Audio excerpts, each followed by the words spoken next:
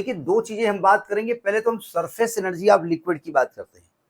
हमने अभी आपसे कहा कि भैया जब सरफेस टेंशन की हम बात कर रहे थे कि जो मॉलिक्यूल सरफेस पे होते हैं उनकी एनर्जी इंटीरियर मॉलिक्यूल की एनर्जी से ज्यादा होती है ना। तो कह रहे हैं मान लीजिए किसी भी सरफेस का एरिया बढ़ाते हैं।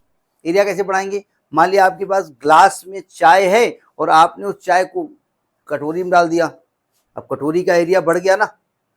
तो जो अब भाई ये कप है, मान लिया हमारे पास चाय रहती है ना। अब इस सरफेस के ऊपर एक चाय के कुछ मॉलिक्यूल हैं।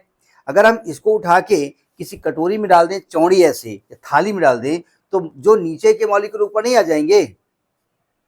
तो नीचे के जब मॉलिक्यूल ऊपर आएंगे तो हमने आपको समझाया था कि उन्हें इंटरमॉलिक्यूलर फोर्स के अगेंस्ट काम करना पड़ेगा। वो काम उसकी एनर्जी के रूप में स्टोर हो जाएगा। तो क्या मैं कह सकता हूं कि नीचे के मॉलिक्यूल के रेस्पेक्ट में ऊपर के मॉलिक्यूल की एनर्जी ज्यादा होती है, एडिशनल एनर्जी होती है? कह सकता हूं ना। इसी एडिशनल एनर्जी को हम कहते हैं surface energy of the liquid, यानी कि the additional energy which they acquire by doing the work against intermolecular force, that is known as surface energy of liquid। नहीं समझे? और ये एनर्जी आई कहां से? क्योंकि मॉलिक्यूल ने क्या किया है, उसको नीचे की ओर फोर्स लगा दिया। अगर ऊपर मॉलिक्यूल जब आ रहा था ना, अगर नीचे के मॉलिक्यूल उस पर फोर्स नीचे की ओर ना लगाते तो उसके पास एनर्जी ना होती। ठीक है। अब देखिए अगला टॉपिक क्या, work done in increasing the surface area of liquid. जरा इसको समझने की कोशिश करो, थोड़ा सा टेक्निकल चीज है। देखो ध्यान से, आपने क्या किया, एक तार का ऐसे एक घेरा बना दिया, कोई दिक्कत, और इसके अंदर कुछ लिक्विड की ऐसे फिल्म बना दी। ये लिक्विड की फिल्म है, मतलब वैसी नहीं वो हेमा मालिनी की फिल्म, राजेश खन्ना की फिल्म, वैसी फिल्म नहीं। ठीक है। जैसे आप साबुन का घोल लीजिए, ऐसा टेढ़ा बना है क्या, उसमें सामने टेढ़ा आ रहा है, ठीक है। साबुन का घोल लीजिए और अपनी ऐसे उंगली को डाल लीजिए तो उंगलियों के बीच में फिल्म बन जाती है ना, ऐसी फिल्म। अब बताओ ये इस इतने एरिया में फिल्म बनी हुई है। इसकी ये जो लेंथ है इसकी एल मान लिया। अब देखो ध्यान से, ये फिल्म बनी रहेगी क्या?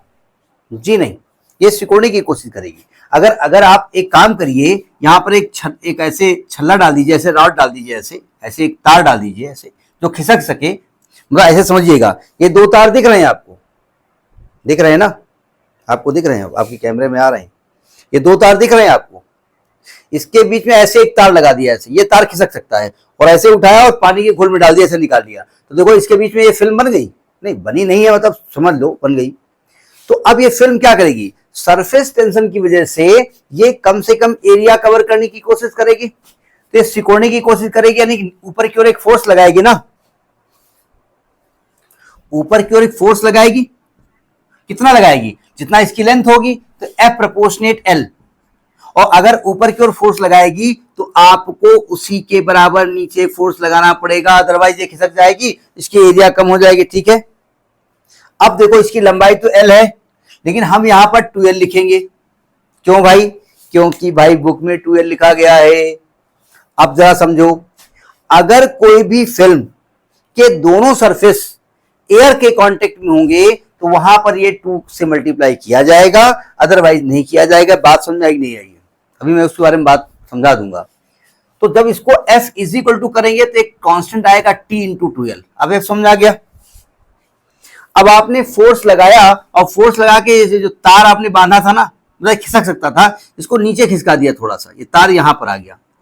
अब इसके बीच में फिल्म बन गई। मतलब समझिएगा, आपके उंगली के बीच में से फिल्म बनी थी, आपने थोड़ा इसको खिसका दिया तो फिल्म अभी भी बनी हुई है उसके अंदर।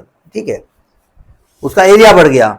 तो अगर आपने डेल्टा एक्स खिसकाया है तो आपने वर्क कितना किया है? Delta W, force into displacement. क्यों? और फोर्स का फॉर्मूला क्या है? T into 2l into delta x. इसको डेल्टा ए लिख दिया, T इंटू डेल्टा ए। देखो डेल्टा ए तो आपका L इंटू डेल्टा एक्स है, डेल्टा ए तो इतना है, लेकिन हमने डबल क्यों किया इसको? यानी डेल्टा ए का 2 इससे मर्ज है। डबल क्यों किया गया? क्योंकि दोनों सरफेस इसके एयर के कांटेक्ट में है। ठीक है, W बराबर, तो यहां से हम T का अगर फॉर्मूला निकालें तो T बराबर W अपॉन डेल्टा ए हो गया।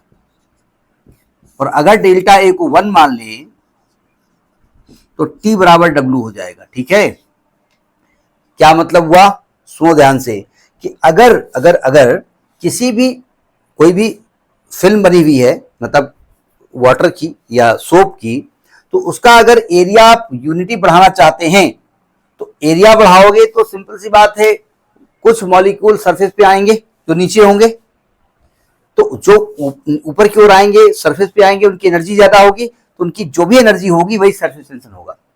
तो ये एनर्जी के टर्म में सरफेस टेंशन की डेफिनेशन हो गई। समझ में आ गई बात, नहीं आ गई, नोट करिए।